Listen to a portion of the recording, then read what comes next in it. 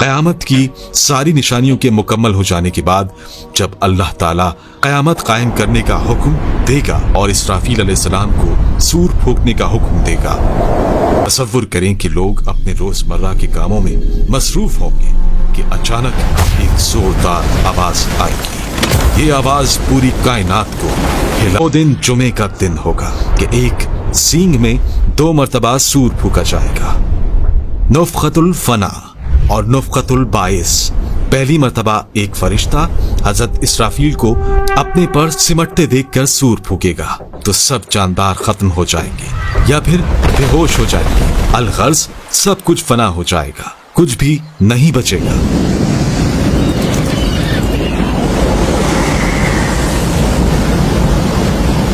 صرف اللہ کی ذات باقی رہے گی، یا پھر اللہ کے حکم سے عرش، کرسی، قلم، لوح، جنت، دوزخ اور روحیں فنا نہیں ہوگی۔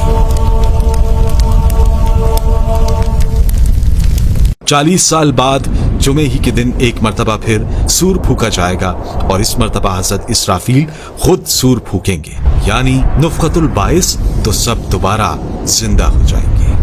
نفخۃ الباعث کے بعد جو کچھ ہوگا اس کا تصور کرنا بھی مشکل ہے۔ آسمان پھٹ جائے گا اور ٹکڑے ٹکڑے ہو جائے گا، ستارے بکھر جائیں گے جیسے موتی ٹوٹ کر بکھرتے ہیں، سورج لپیٹ دیا جائے گا جیسے کوئی کپڑا لپیٹتے ہیں، چاند 2 ٹکڑے ہو جائے گا۔ زمین کا منظر یہ ہوگا کہ زمین کو ہلا ہلا کر رکھ دیا جائے گا۔ پہاڑ تو اتنے بڑے اور مضبوط لگتے ہیں وہ روئی کے کالوں کی طرح اڑنے لگیں گے۔ سمندر آگ کے انگارے بن جائیں گے، پوری کائنات کا نقشہ بدل جائے گا۔ پھر اللہ تعالیٰ اس ساری مخلوق کو اس کے جسم، بالوں اور چمڑے سمیت دوبارہ اسی طرح کر دے گا جس طرح یہ ساری مخلوق پہلے تھی۔ زمین اندر سے ہل جائے گی اور تمام قبریں کھل جائیں گی۔ کروڑوں انسان جو ہزاروں سال پہلے مر چکے ہیں وہ سب دوبارہ زندہ کیے جائیں گے اور قبریں الٹ دی جائیں گی۔ لوگ اپنی اپنی قبروں سے خوف زدہ ہو کر نکلیں گے اور دوڑتے ہوئے اپنے رب کی طرف جانے لگیں گے۔ یہ وہ لمحہ ہوگا جب تمام انسان حیران اور پریشان ہوں گے۔ وہ کہیں گے، ہمیں کس نے جگایا؟ یہ کیا ہو رہا ہے؟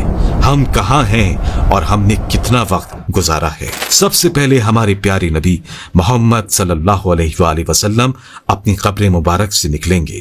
اس دن سارے لوگ ننگے پیر اور بے لباس ہوں گے۔ سب سے پہلے حضرت ابراہیم علیہ السلام کو لباس پہنایا جائے گا۔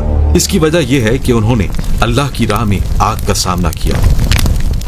سارے انسان ایک وسیع میدان میں جمع کیے جائیں گے جسے میدان حشر کہا جاتا ہے۔ ساری مخلوق کو ایک سرخی مائل سفید زمین پر اکٹھا کیا جائے گا۔ رب دو جہاں اس زمین کو چمڑے کی طرح پھیلا دے گا، اور وہ زمین آج کی معروف زمین کی طرح نہیں ہوگی، بلکہ اللہ تعالیٰ اس زمین کو دوسری زمین سے تبدیل کر دے گا۔ آسمان کو بھی اسی طرح تبدیل کر دیا جائے گا۔ یہ میدان اتنا بڑا ہوگا کہ تمام انسانیت اس میں سما جائے گی۔ یہ میدان بالکل ہموار ہوگا، کوئی پہاڑ، کوئی گڑھا، کوئی بلندی نہیں۔ قیامت کے دن ہر مرحلہ پچھلے سے زیادہ ہیبت ناک اور خوفناک ہوگا۔ اس کے بعد سورج سر کے اوپر آ جائے گا۔ اندازہ لگائیے کہ آج سورج تقریباً 4000 سال کی دوری پر ہے اور ہماری طرف اس کی پیٹھ ہے۔ قیامت کے دن سورج صرف 1 میل کے فاصلے پر ہوگا اور اس کا منہ ہماری طرف ہوگا۔ کیا حال ہوگا؟ ہمارے بھیجے گرمی کی شدت سے کھول رہے ہوں گے اور اتنا پسینہ بہے گا کہ 70 گز زمین میں جذب ہو جائے گا۔ پھر جو پسینہ زمین نہ پی سکے گی وہ اوپر کی طرف آئے گی۔ وہ پسینہ کسی کے ٹخنوں تک ہوگا تو کسی کے گھٹنوں تک پہنچ جائے گا۔ کوئی کمر تک اس میں غرق ہوگا تو کوئی سینے تک اس میں تیر رہا ہوگا۔ کچھ تو ایسے بھی ہوں گے کہ ان کے گلے تک پہنچ چکا ہوگا، اور کافر کے تو منہ تک چڑھ کر لگام کی طرح اسے جکڑ لے گا، جس میں وہ ڈبکیاں کھائے گا۔ یہ سب کچھ ڈیپینڈ کرے گا ہمارے اعمال پر۔ اب لوگوں کے ساتھ ان کے اعمال کے حساب سے معاملہ کیا جائے گا۔ سزا یا جزا اعمال کو دیکھ کر دی جائے گی۔ इस दिन किसी चीज का कोई साया नहीं होगा, लेकिन कुछ अहले ईमान ऐसे भी होंगे कि उन्हें अल्लाह रब्बुल इज्जत अपने अर्श के साए में रखेगा। इस गर्मी की हालत में प्यास की क्या कैफियत होगी। हाल ये होगा कि जबानें सूख कर कांटा हो जाएंगी, कुछ तो जबानें मुंह से बाहर निकल आएंगी, दिल मुंह को आए होंगे, लोग अपने अपने गुनाहों के मुताबिक अजाब में होंगे। इस दिन कोई किसी का हाल पूछने वाला ना होगा। बड़े मजबूत और गहरे रिश्ते इस दिन अपनी वक़्त खो देंगे। रिश्तेदारियां और ताल्लुकदारियां किसी काम नहीं आएंगी। यहाँ तक कि सगे रिश्तेदार जो दुनिया में एक दूसरे को देखकर जीते थे, इस दिन एक दूसरे से जान छुड़ाएंगे। भाई भाई से भागेगा, माँ औलाद से पीछा छुड़ाएगी तो औलाद माँ से दौड़ेगी। बाप बच्चों से बेजार होगा तो बच्चे बाप से भागेंगे। बीवी शौहर से भागेगी तो शौहर बीवी से भागेगा। आखिरकार कोई किसी की मदद करने को तैयार ना होगा। हर जान नफसी नफसी पुकारेगी। हर शख्स सिर्फ अपनी ही फिक्र में होगा, किसी दूसरे से इसे कोई सरोकार ना होगा। ये मुसीबतें चल ही रही होंगी कि जहन्नुम को लाया जाएगा। बड़े मजबूत और गहरे रिश्ते इस दिन अपनी वक़्त खो देंगे। रिश्तेदारियां और ताल्लुकदारियां किसी काम नहीं आएंगी।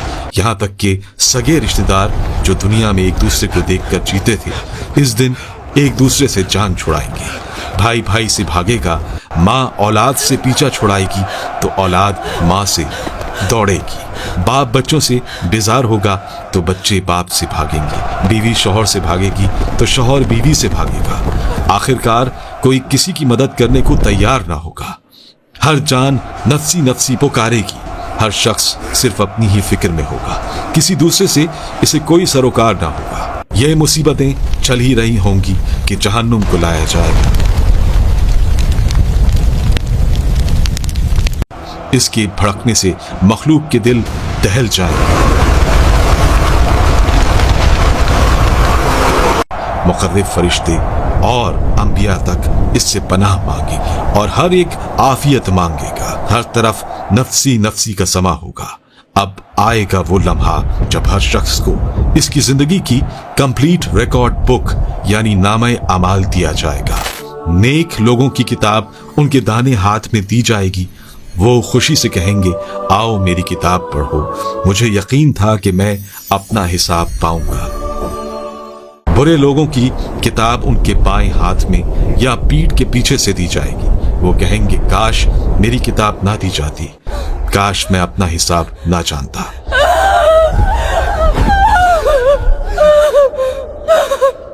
अब लगाया जाएगा वो मीजान यानी तराजू जो इंसाफ की अलामत है। वो मीजान यहाँ की तराजू के खिलाफ होगा। वहाँ नेकियों का पल्ला अगर भारी होगा तो ऊपर उठेगा और बदी का पल्ला नीचे की तरफ झुक जाएगा। और इस मीजान की निगरान हजरत जिब्राइल अलैहिस्सलाम जबकि अमीन हजरत मिकाइल अलैहिस्सलाम होंगे। इसमें एक एक करके हर शख्स के अमाल को तोला जाएगा। नेक अमाल इतने हल्के लगते हैं लेकिन मीजान में भारी होंगे। बुरे अमाल इतने भारी लगते हैं लेकिन मीजान में हल्के होंगे। यहाँ पर एक अमेजिंग फैक्ट ये है कि बाज छोटे से अमाल जिनको हम मामूली समझते हैं वो मीजान में बहुत भारी साबित होंगे। इस वक्त अंबिया इकराम, सालिहीन, हफ्फाज और शहदा अल्लाह ताला से इजाजत लेकर बाज लोगों की सिफारिश करेंगे।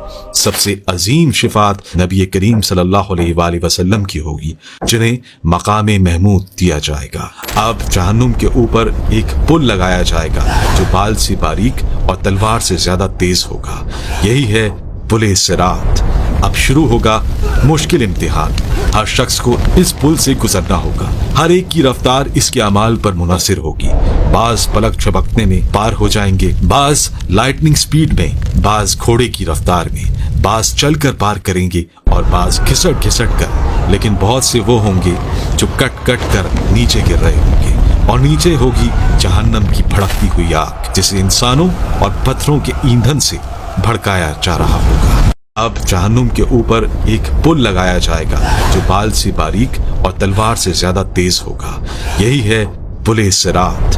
अब शुरू होगा मुश्किल इम्तिहान। हर शख्स को इस पुल से गुजरना होगा। हर एक की रफ्तार इसके अमाल पर मुनासिर होगी। बाज पलक झपकने में पार हो जाएंगे, बाज लाइटनिंग स्पीड में, बाज घोड़े की रफ्तार में, बाज चलकर पार करेंगे और बाज घिसट घिसट कर। लेकिन बहुत से वो होंगे जो कट कट कर नीचे गिर रहे होंगे और नीचे होगी जहन्नम की भड़कती हुई आग, जिसे इंसानों और पत्थरों के ईंधन से भड़काया जा रहा होगा। जो लोग पुले सिरात पार कर जाएंगे उन्हें नबी करीम सल्लल्लाहु अलैहि वसल्लम के हौज़ कौसर पर पानी पिलाया जाएगा। ये पानी दूध से ज्यादा सफेद, शहद से ज्यादा मीठा होगा। जो इसे पी लेगा वो कभी प्यासा नहीं होगा। आखिर में अल्लाह ताला का आखिरी और मुतलक फैसला आएगा। जन्नतियों को कहा जाएगा, ऐ मेरे बंदे, आज ना तो तुम पर कोई खौफ है और ना तुम गमगीन होगे। जहन्नमियों को कहा जाएगा, आज तुम्हारी सजा का दिन है। कोई जन्नत में हमेशा की खुशियों की तरफ और कोई जहन्नुम हमेशा के अजाब। एक हैरत अंगेज बात यह है कि रोज़े क़यामत जानवरों का भी हिसाब होगा। अगर एक बकरी ने दूसरी बकरी को सींग मारा हो तो इसका बदला लिया जाएगा। तो ये है वो अजीम दिन जिससे कोई बच नहीं सकेगा। ये वो दिन है जब तमाम मास्क उतर जाएंगे, तमाम छुपे हुए राज खुल जाएंगे और हकीकी इंसाफ होगा।